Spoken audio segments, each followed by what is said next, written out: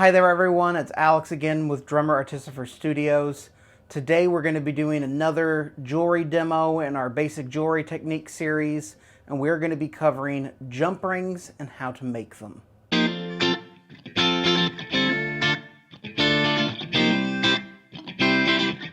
So probably one of the most crucial things that a jeweler will use at some point as an element in their piece are going to be jump rings.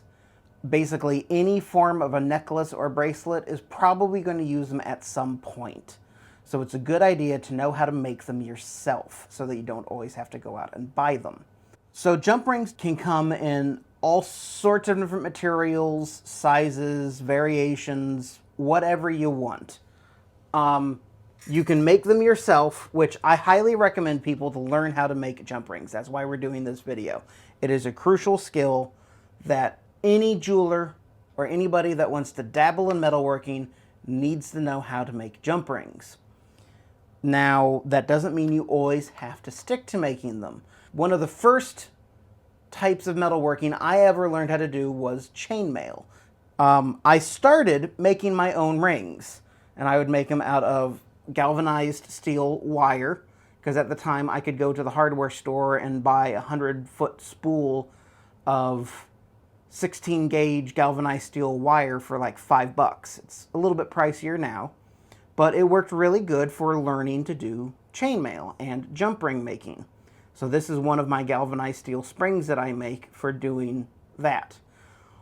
Once I beat myself up enough making my own rings, I did start purchasing them. I use a website called ringlord.com, and it's one of the larger chainmail suppliers.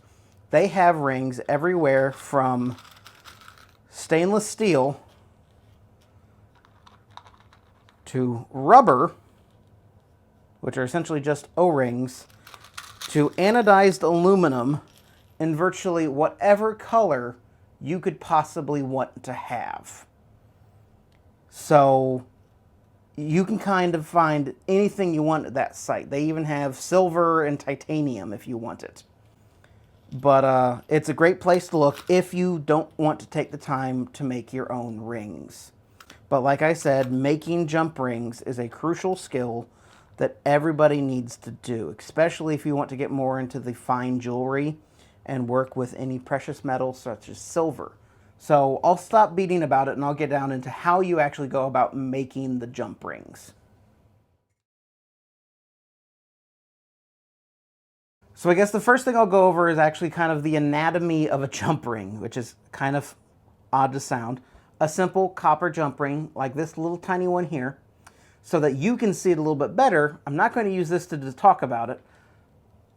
I'm just going to use a roll of tape. So if this is your jump ring, the main things you need to know are the inner and the outer diameter, and then the opening in the ring. The inner diameter is the distance on the inside of the ring. Very simple, inner diameter. And then the outer diameter is the diameter from the outside edges going across the center of the ring. When making your own jump rings, the inner diameter is determined by your mandrel. Now the mandrel is the object that you will wrap your wire around. You can be everywhere from these are simple mandrels made out of steel and a wooden dowel respectively. It can be any size you want. If you want, you could use a mandrel that's a foot wide. It's going to be a very big ring, and you're going to have to use a very thick stock, because the larger the mandrel is, the thicker your wire needs to be. Because if you've got a very large ring that's made out of a very thin wire, it is going to be extremely flimsy and it's not going to hold its shape. Your mandrel determines the inner diameter. The outer diameter is determined by what gauge wire you're using. That's why the bigger mandrel, you need the bigger wire. Most of my rings are usually made from 18 to 12 gauge wire. Depends on what I'm using it for. Now, mandrels do not necessarily have to be round. I have actually used number 2 pencils with their octagonal shape to create a faceted ring. I've seen mandrels that are rectangular or oval or triangular. So anything you can really think of, you can do it. If you just need a quick, like 3-4 jump rings, grab a pencil, wrap your wire around that, and you're good to go. So you have to determine what size you want the inner opening, the inner diameter of the ring to be. That will determine what gauge wire you want. And then the last part of the ring anatomy you really need to know is the opening. And that is determined by how you cut your coil apart.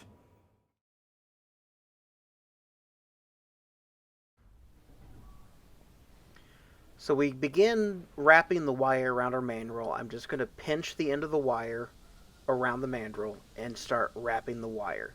You can see I'm pinching it in between 2 or 3 fingers here, and that's just to get it started. Once I get a few wraps around it, I can start changing the position of how I hold it, and it'll make it a little bit more comfortable to go.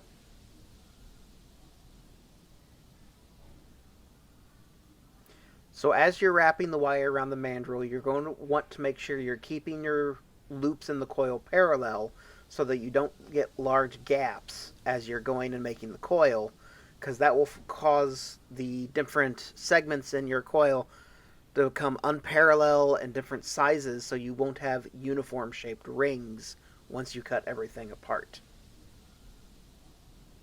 When I first started making the chainmail, I would actually put a steel bar into a power drill with a little hole in the end of it to put the wire in, turn the drill on, and just run my hand right down that coil or right down that rod and create a nice large coil that I would then be able to come through and cut.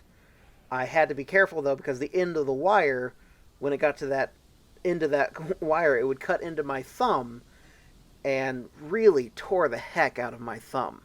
So if you do it that way, you want to be careful. They do make different types of coil making jigs that you can purchase that come as simple as just a little board with a post in it and the hole in that board that you can use to wrap it around, or they even have a crank system that you put the different sized rods in and you can turn the crank and it will let you create the coils. There's many different styles for you to try out there. So look around, find what feels comfortable for you and seems to work the best, and stick with it.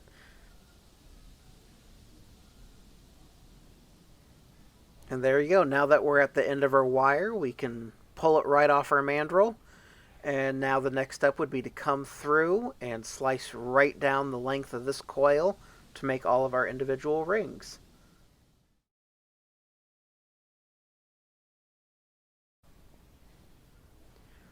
So when trying to decide how to cut your coil apart, there are 2 main ways you can do it. You can use a set of wire snips and just come right in and start snipping the rings apart, which is a very quick and easy way of doing it. The problem with doing this method, though, is it will not give you a clean, flushed cut on the ends of your ring.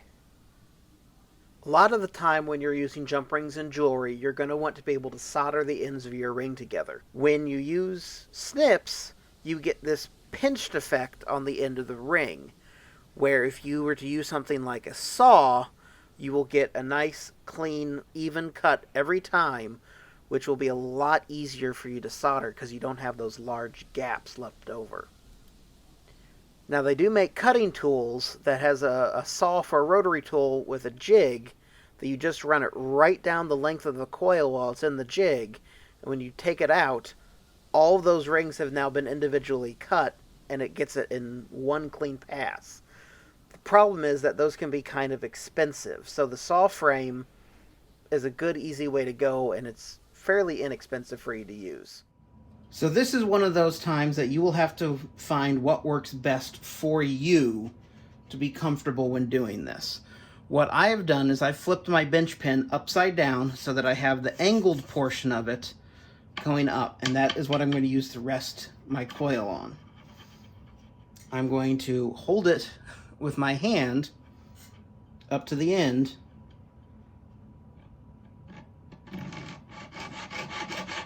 and just start working through it.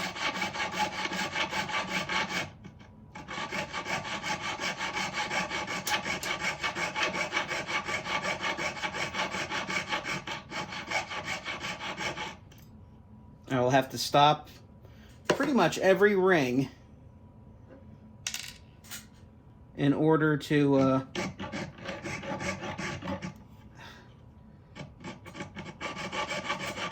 get them off so they don't just fall to the ground and get lost. Or fall down like that. So this is where you have to play around with it and find what works best for you. I do have a vise that I will a lot of times clamp it in like this so I can run it down that way, and then they just build up right on the end of the blade.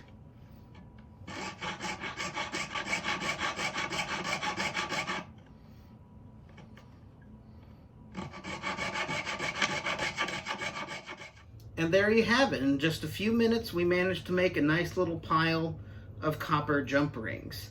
These could be used anywhere from assembling elements in a bracelet or necklace to being a suit of chainmail. That is completely up to you to decide what you use these for.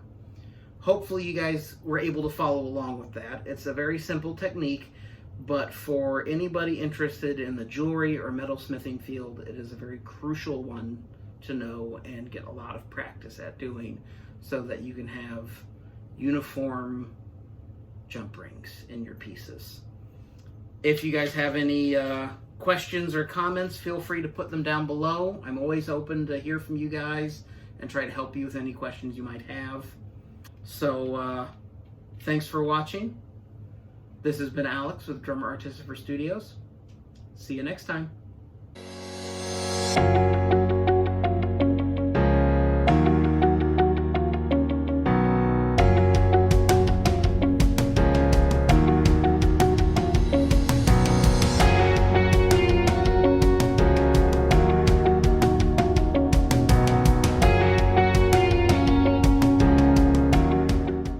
That's one of the bass